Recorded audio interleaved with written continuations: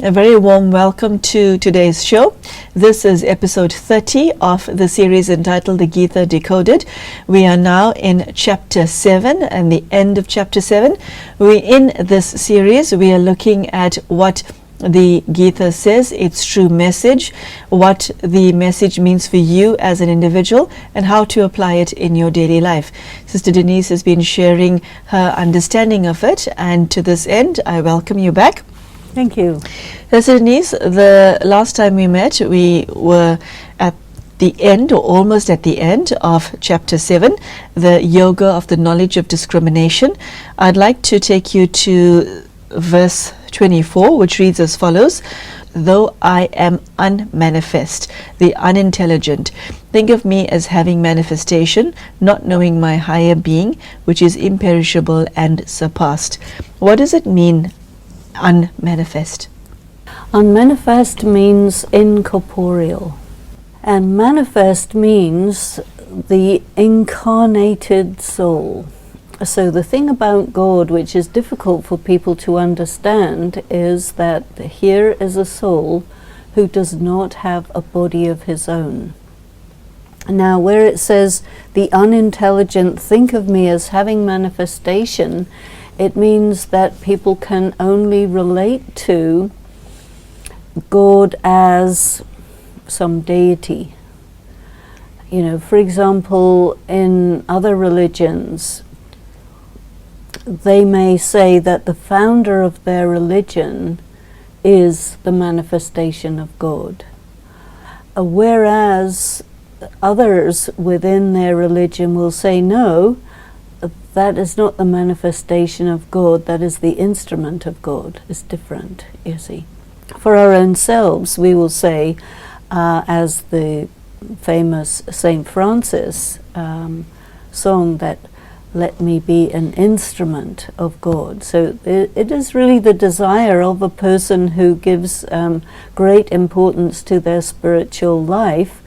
They want God to use them as an instrument, because then you become a conduit for God's work or for God's qualities or God's wisdom.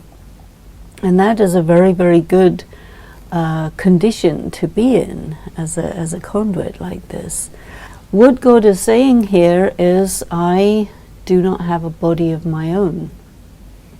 And a highly intelligent person will be capable of conceptualizing how a conscient being can exist in consciousness without having to have a physical form of his own.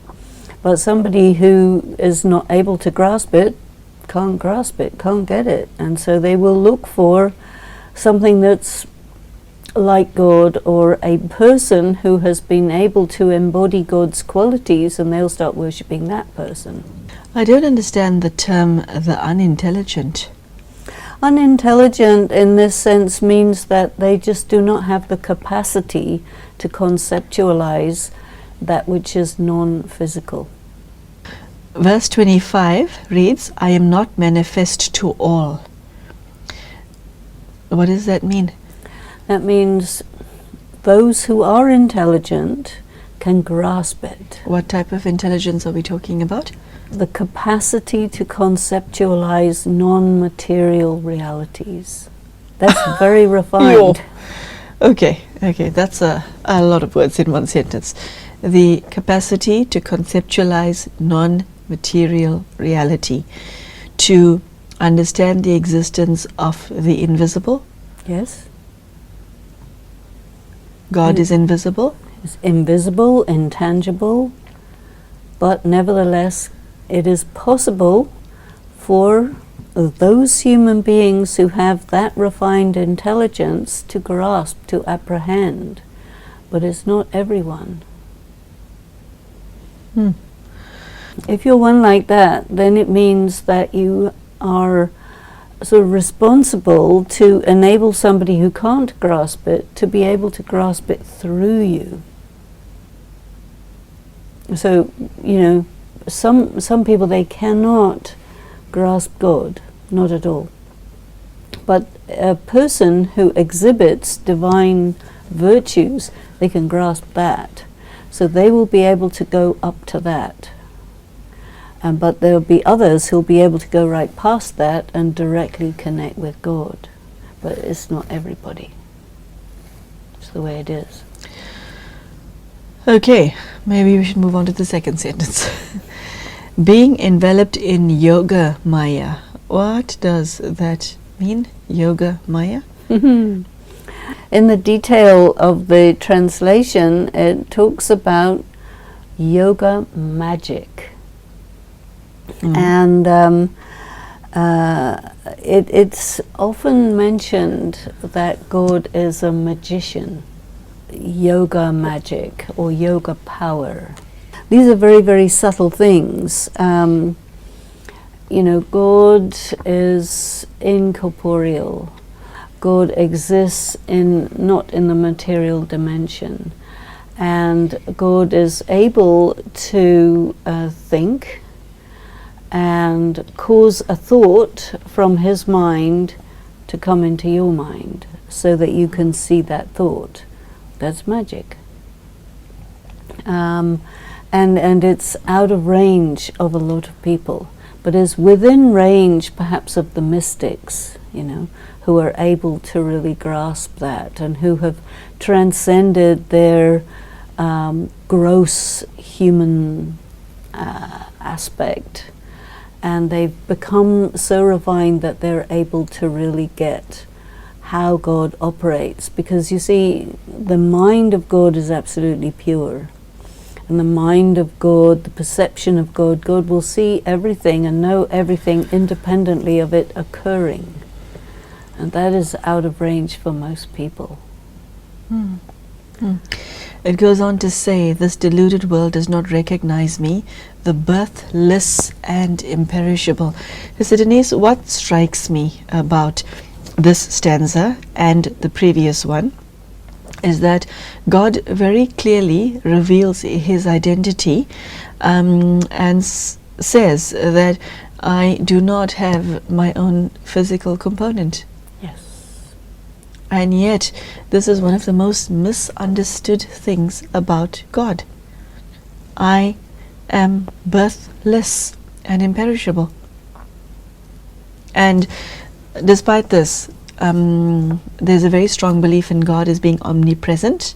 There's a very strong belief of God being manifested in a physical form.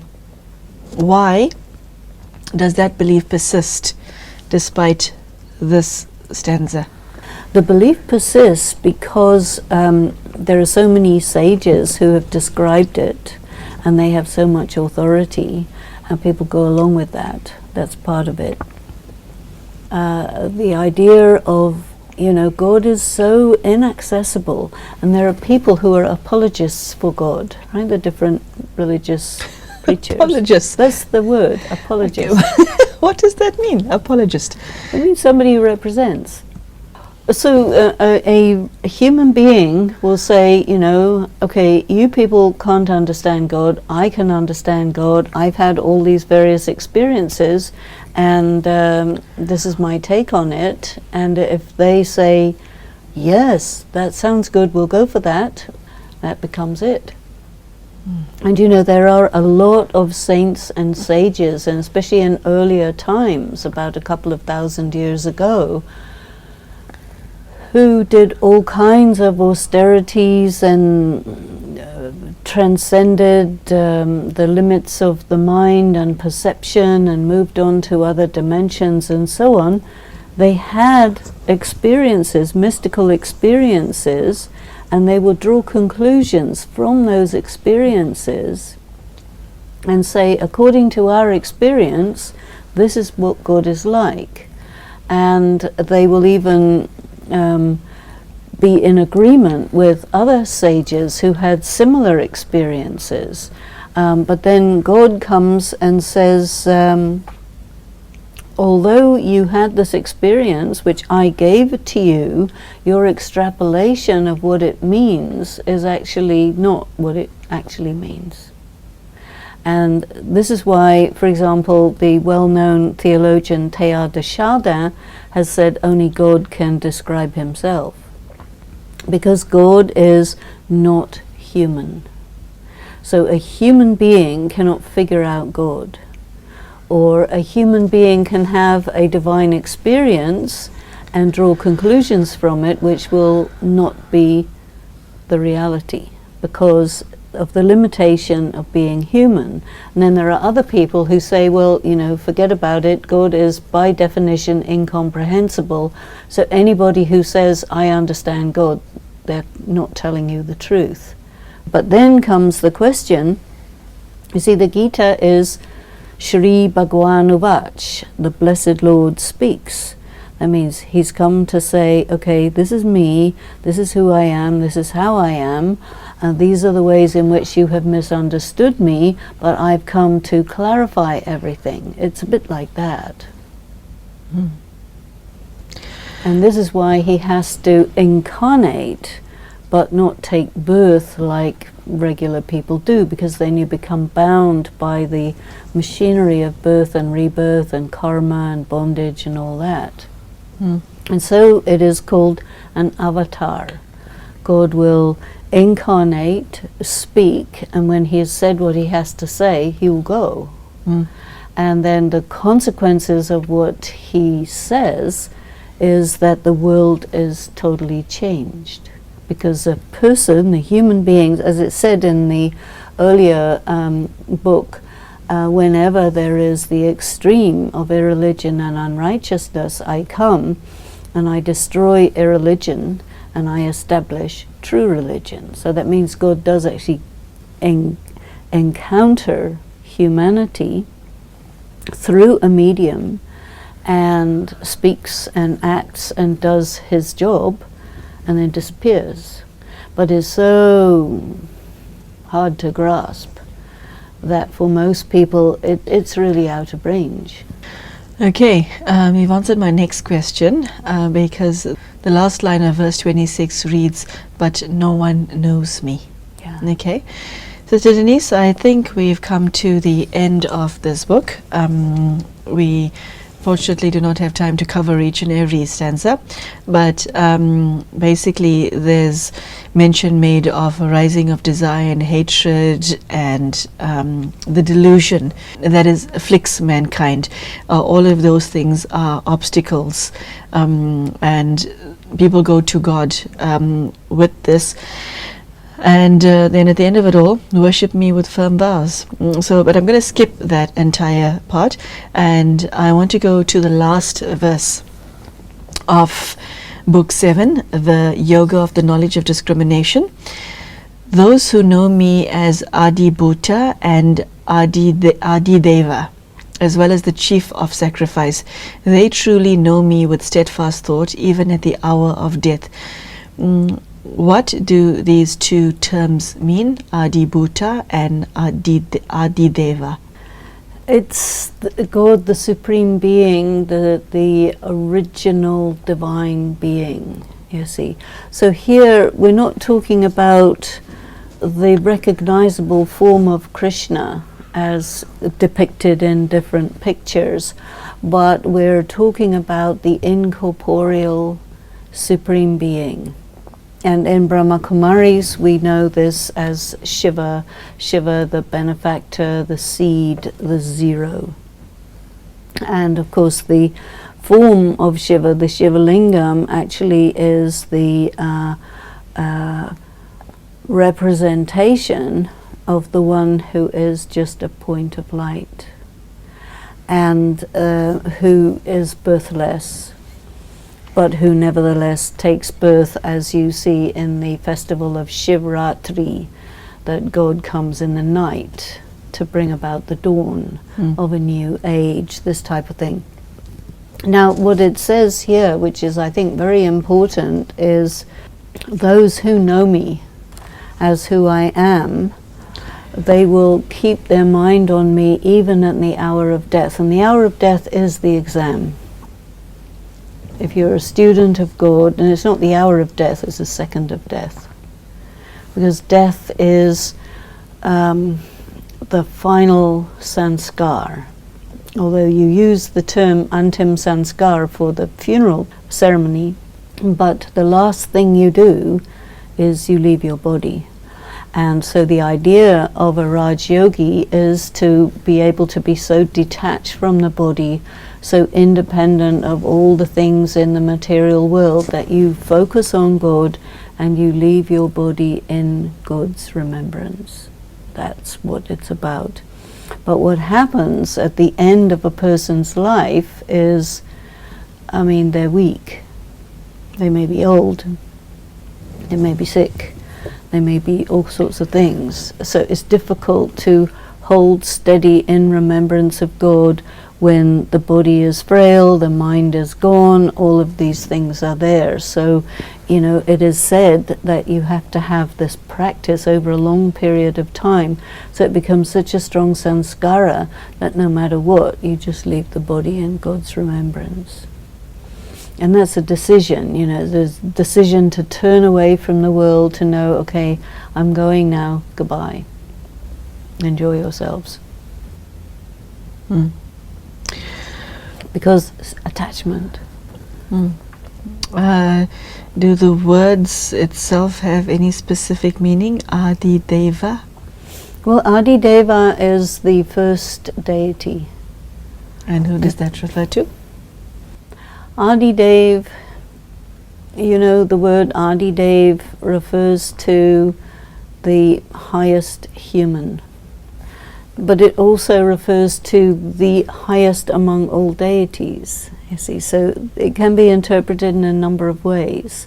In Brahma Kumaris, we use the word Adi Dev to refer to the impact of God on his instrument. So the transformation of Arjuna from a confused person to the one who is completely enlightened.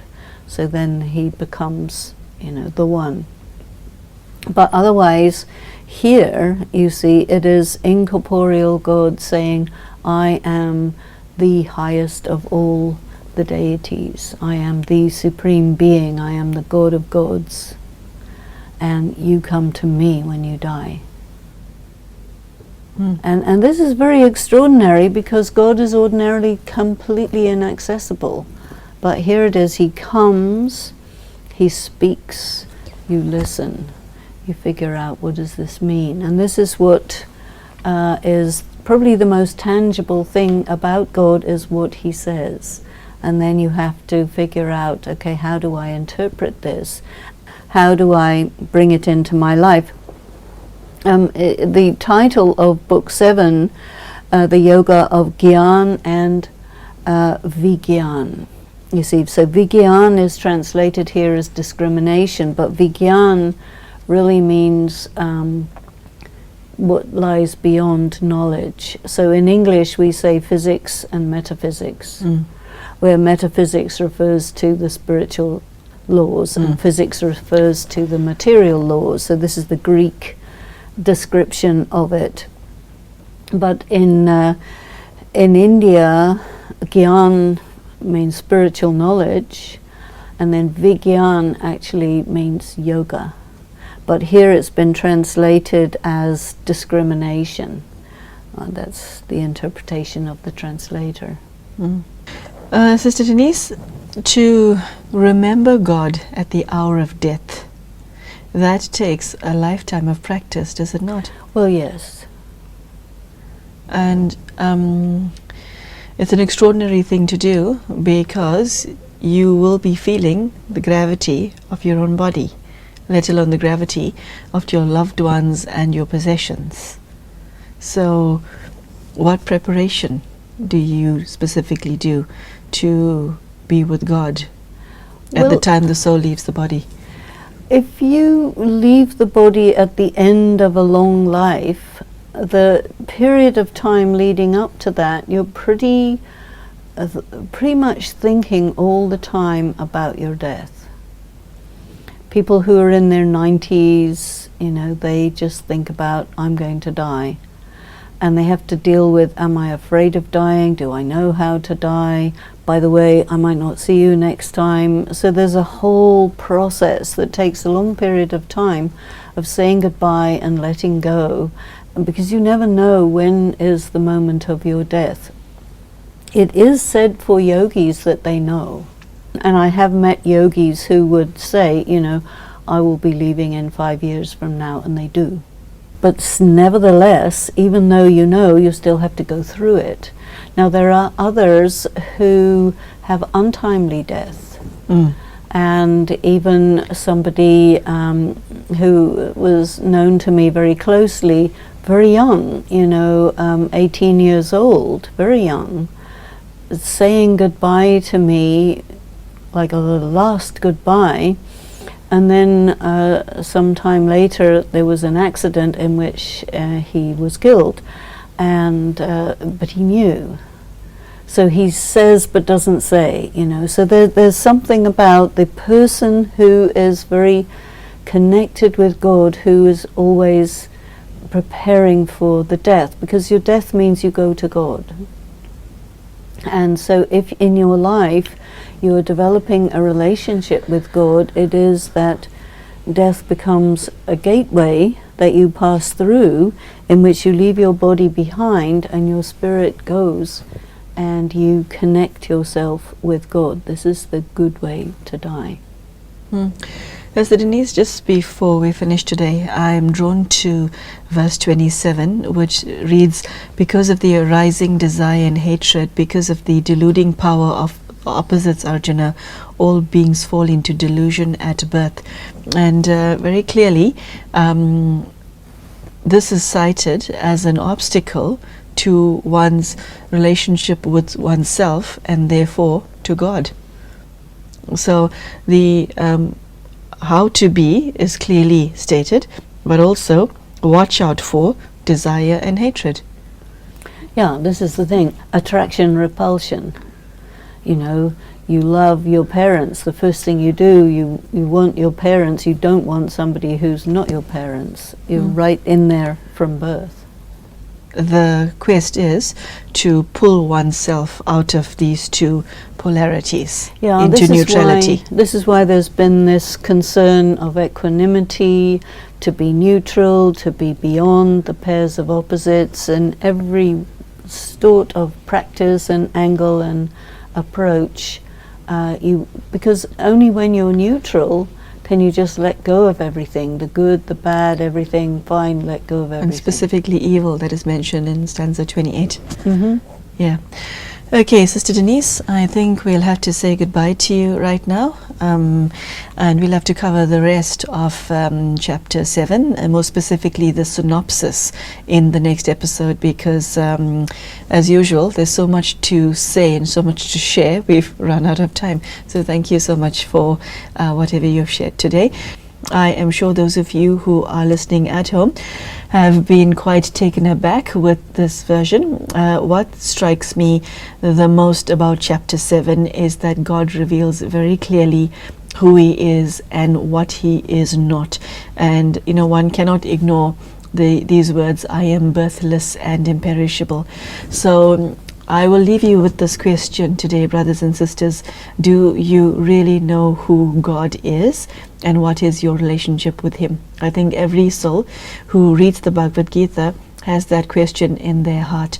So thank you so much for joining us, and I hope we have given you some food for thought, and I hope to see you again next time. Take care and goodbye.